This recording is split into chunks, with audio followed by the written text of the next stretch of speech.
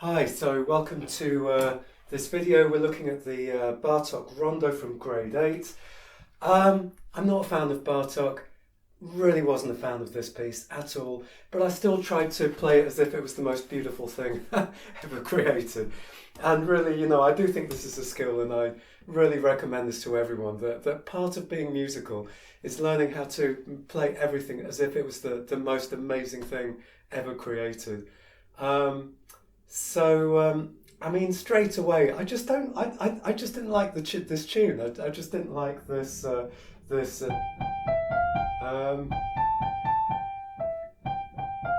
It's like na na na na na na na. It's just sort of very very childish. I think it's like I'm playing it, going, oh my god, is this like written for a 5-year-old? Now, it comes from folk tunes. I don't know what the history and the origin of this folk tune is. For all I know, it doesn't have sort of little child connotations. But already it's sort of I struggled. I struggled to love this tune, and then when you find out the metronome marking, but basically it's really really slow, and it's worth practicing this with the metronome so that you realise, oh my god, he wants it that slow. Like, off the top of my head, it's like, I mean, it's so slow, So I recommend just really digging deep and going, how can you make this sound beautiful? Really with love.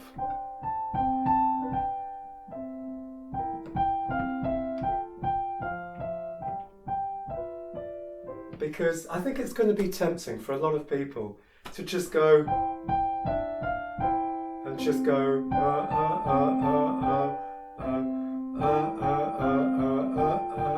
and for it just to be a bit plodding. It doesn't have to be plodding, it can just be very, very gentle. Now, the thing with phrasing, if you really phrase it so that you start quiet and then come back down at the end. I'm really overdoing it. It's not sounding very natural the way that I'm doing it. But at some point you'll find a natural way to make that happen.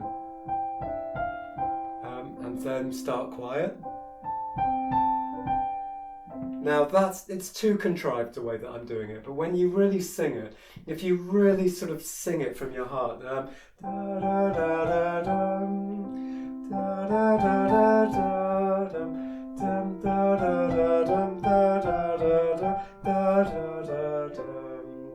and the more beautiful you can make this opening part sound. And if you are musical, if you are already quite musical and you've got good phrasing, it shouldn't be too difficult to make this happen. And then you've already got the examiner on your side. Like a lot of the time when we perform, if you crack the first 5 seconds of whatever it is that you're playing, it's easier to make everyone like the rest of it. You just need a strong opening. So, really move with your body, really sort of exaggerate the pathos, the emotion.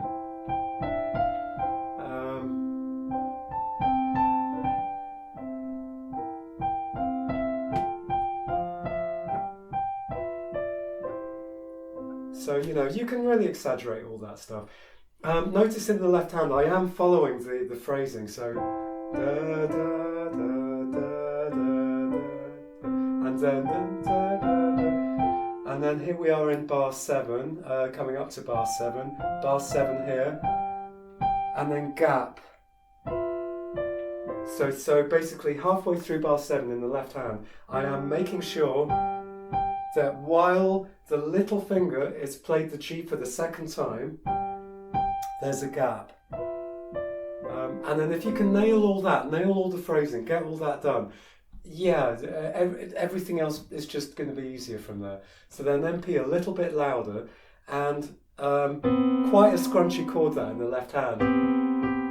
Like, really listen to that dissonance.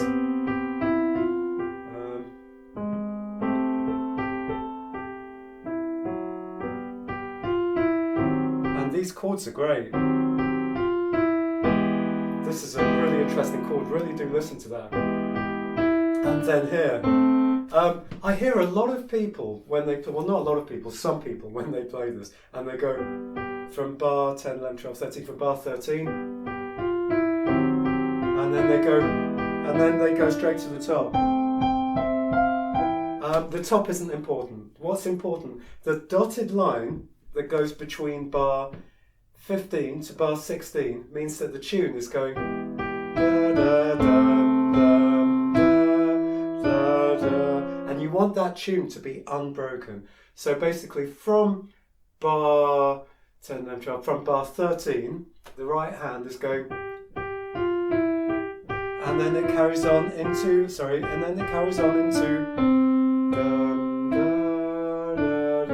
so between bars 15 and 16, you want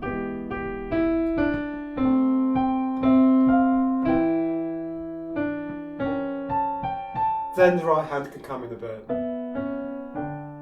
So I think what's interesting, when you start getting to things like grade 7, grade 8 and beyond, you want to start sort of opening your ears and noticing that there's other things going on as well as just a tune and a bass. So for example, something that I tried to bring out in my recording is that, let's say bar 95, it's not just the tune and the bass, which is now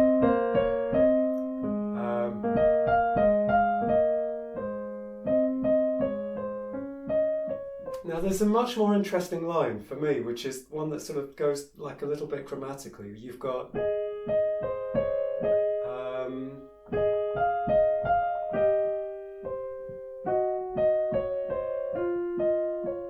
and that's so interesting when you listen for that and bring it out. So, and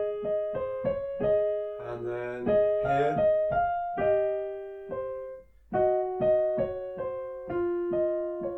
so it's a line that basically steps down chromatically like that, and then you put it together, it goes, and then here I'll bring it out.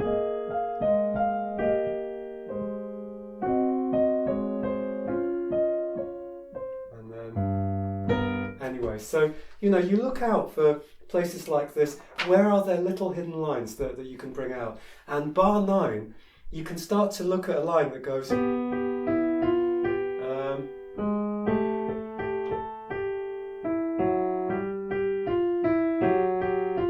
then, so from bar 9, you might already want to start emphasizing the B and listening to this B. So it's as if you're going.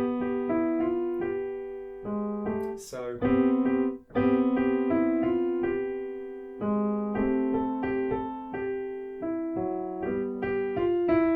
and you're just listening for all this kind of stuff.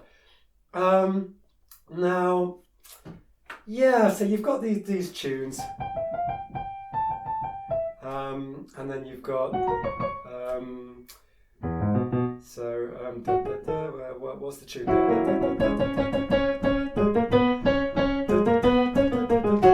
And so on and so on. Blah blah blah. They're okay. They're sort of quite nice tunes. And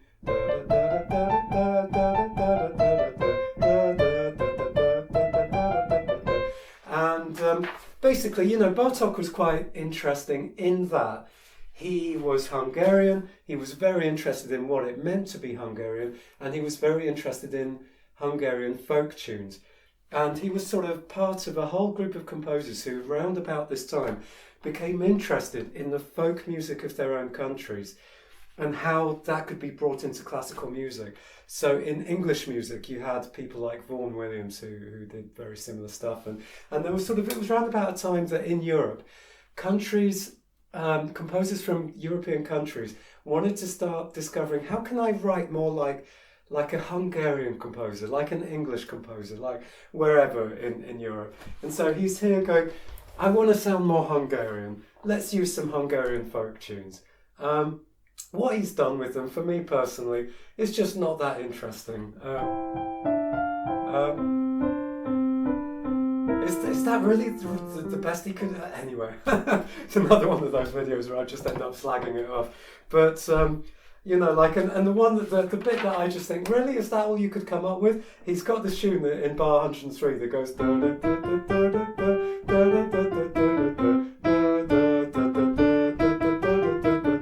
And then he goes, right, what am I going to do with this?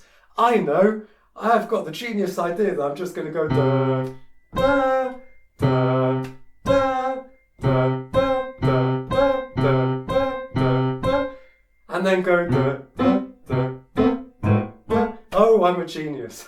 Well, it just doesn't work for me, you know, this whole... I mean, what's basically going on is...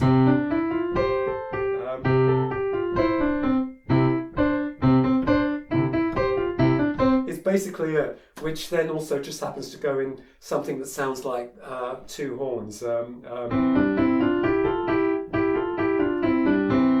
which for anyone who knows like the history of classical music, it's the kind of things that French horns do to signify hunting tunes and stuff like that. But anyway, in the classical era, French horns did not have valves and stuff. They could only sing in the harmonic overtone series, which is why you get stuff that sounds like that. I'm not going to explain all of that too much. If you're interested in that, go Google it. Go Google horns, harmonic series, history of horns. But anyway, never mind. So, I'm just like, really? Anyway, so you have to play it if you love this. For all I know, you might love this piece. I really had to work hard to love it. Maybe you just immediately get drawn to it. Just bear in mind that all of the tempo markings are much slower than you would think if you were just looking at the notes without looking at the tempo markings. So when I first looked at this, I just thought it was something like, but it's not. It's like,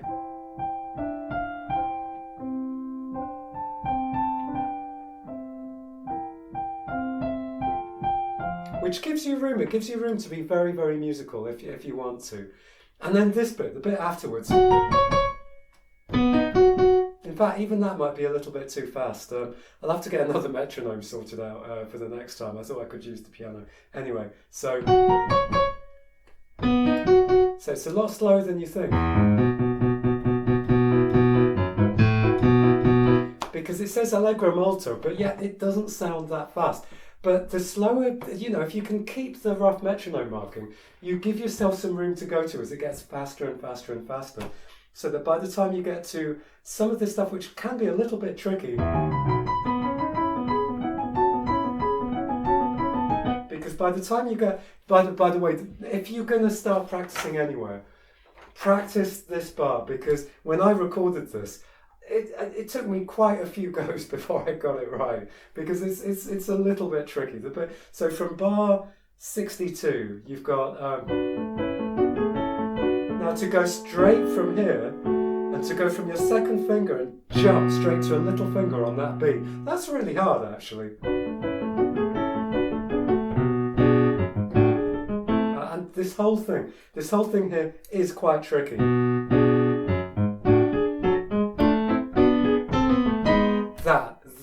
That is actually tricky, and you should practice that. So it's basically from bar 65 to bar 69. It's tricky, and it's especially tricky because maybe I made life unnecessarily hard for myself, but I actually really tried hard to follow the articulations that are there, like, you know, the tenutos and the staccatos. Long, long, short, short, long, short, short, long, short, short, long, long, long. Now it's tricky because you've got, in bar 66, you've got a long in the left hand with a long note in the little finger of the left hand, and then short, short in the left hand. So you've got short, short, long, short, short, long, while holding on to the little finger and holding on to this note. And then,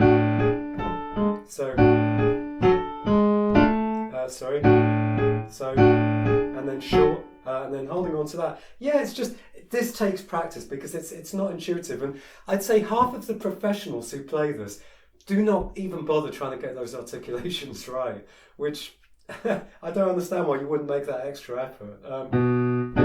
So short, short. Now, if you want to get all that right, that takes practice. That really does take a little bit of practice, that bit. Now, a lot of people just go, I'm just going to go. and just either play everything staccato or long. Now, the thing is, Bartók wrote a lot of pieces that were pedagogical. And the word pedagogical, for people who don't know what it means, pedagogy literally means the study of learning, the study of teaching. So a lot of Bartók is he's writing to make his students learn technical things. So if he writes in the one hand tenuto, which is the accent with the line, and then in the other hand staccato, that's what he wants. That is what he wants. He's not mucking about. He wants that. And if you're doing grade 8, the whole point of this is you're learning technical stuff. I mean, hopefully you're not just doing it just to get the exam, but you're doing it for a challenge. You're doing it to learn. You're doing it to become a better pianist. So when you get to this, you want to do the right articulations.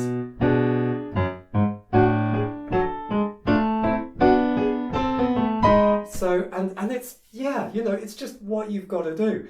And you've got to try and do it with love and motivation and then make it sound good. And then it's the same thing here. It's the same thing in bar 70. So in bar 70, you've got everything's tenuto, but the tune is staccato,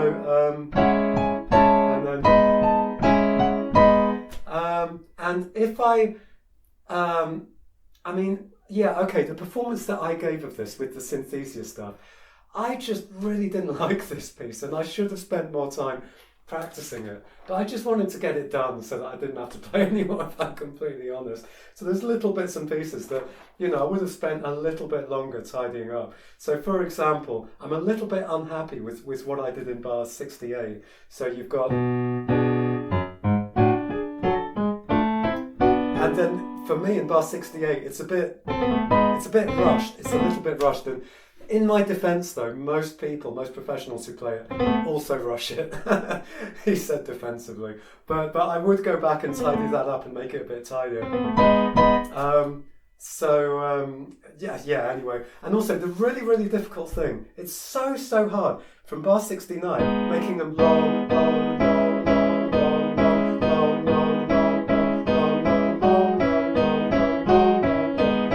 Especially from bar 75 onwards. And the thing is, when you're playing fast under a little bit of pressure, it just naturally tends to become shorter, especially the second part. Again, in my defence, most professionals do that as well. But, if you've got the time...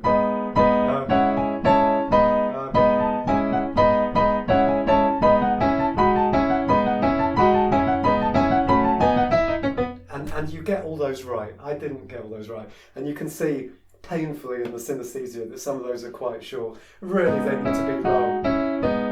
If you're really following exactly the articulations here. But, it does raise an interesting point of, for this to be good music, good enjoyable music, who is anybody to judge if little bits and pieces aren't quite right?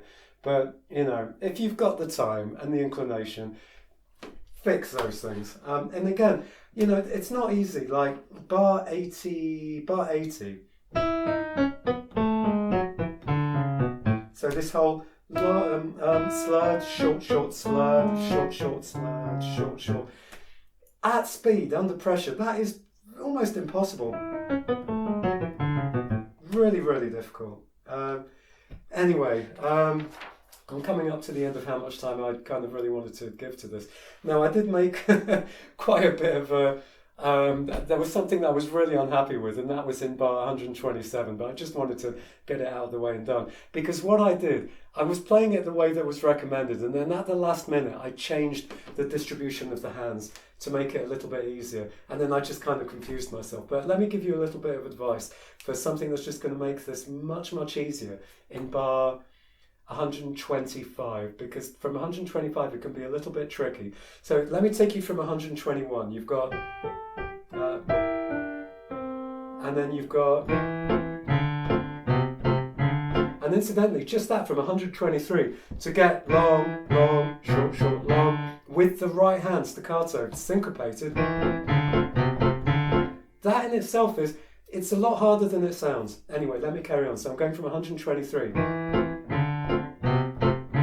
Now here, I recommend the right hand, this chord is going to be 2, 3, 5. G sharp B E is 2, 3, 5. And then you play thumb, and then the right hand thumb plays the F. So the right hand thumb plays the F to give your left hand time to go down to play that.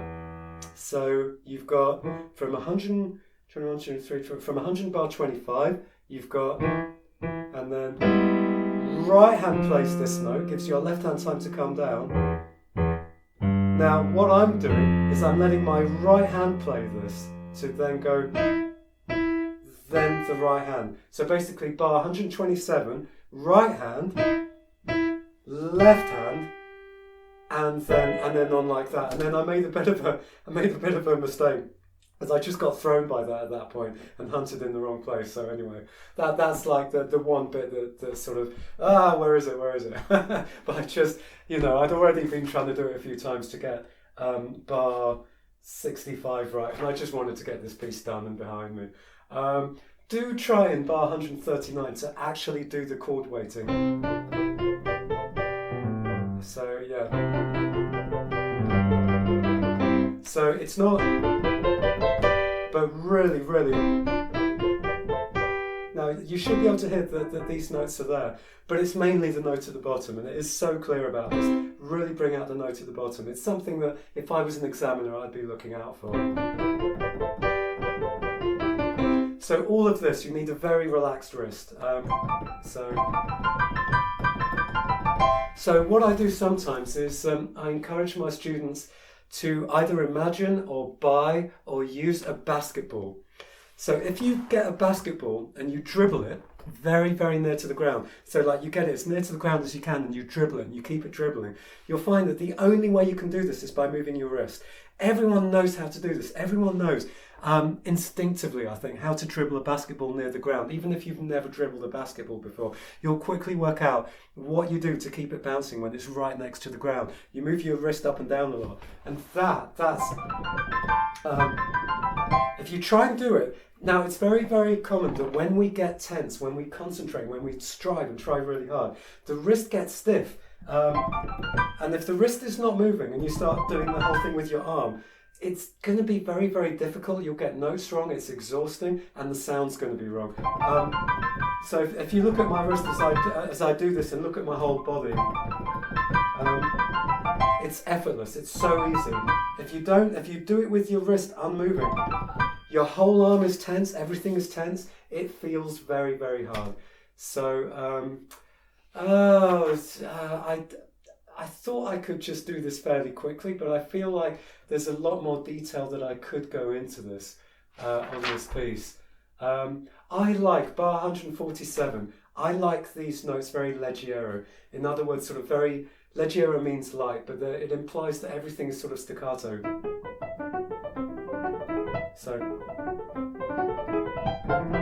So not, no, I think I like it very, very short. So anyway, and then at the end of that, bar 150, just do a very, very little bit of a slowdown. I think it sounds weird if you don't slow down.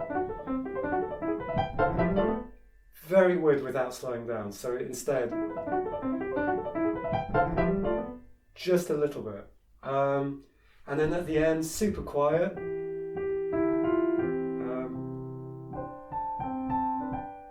Anyway, yeah.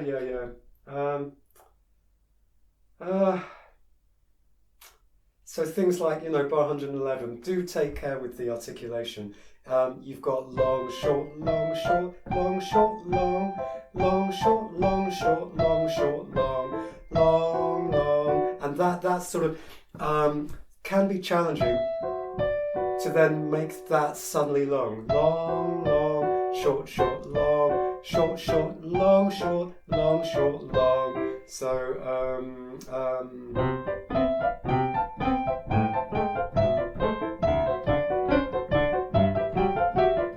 and you probably want to memorise that, because you really don't want to be looking at bars 117 and 18 as you're also trying to play. You probably want to memorise that a little bit.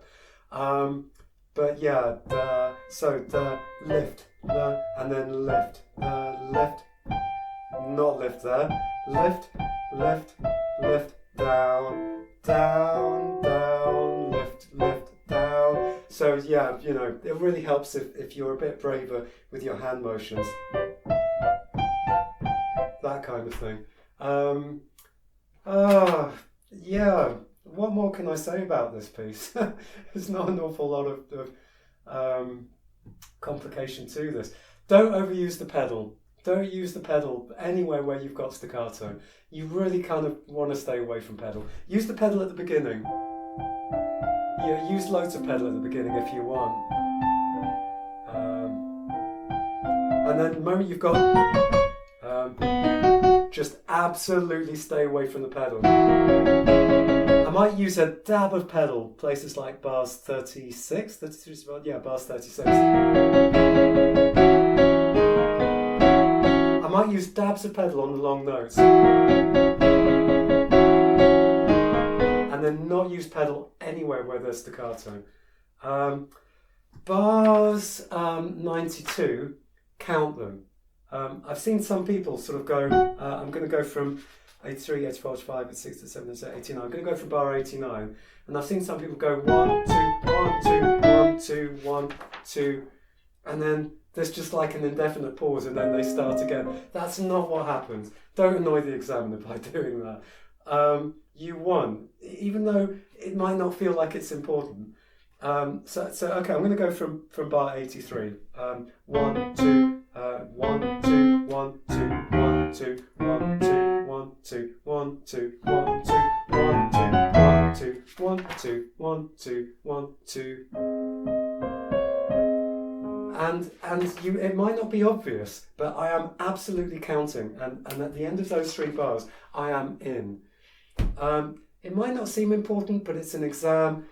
Why not show that you can count? It's one of the things that a lot of my students do, that in little places like that where actually it does matter, they just don't count. And just get in the habit of counting. Just count it. It's no big deal, you know. Same thing like bar 151. It doesn't say pause. Just make sure that you count it properly. Yeah, I mean, yeah. Do practice it with a metronome so that you get a feeling for what those speeds are, and resist the temptation to play faster than the metronome unless you are prepared to play the bits that go fastest really, really fast. So in other words, don't just start off going and then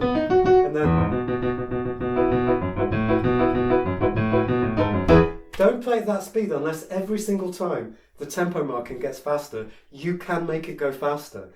If you're not going to make it go faster and faster and faster, don't start it that fast. Start it slower. So bear in mind that you've got to go. You've got to go.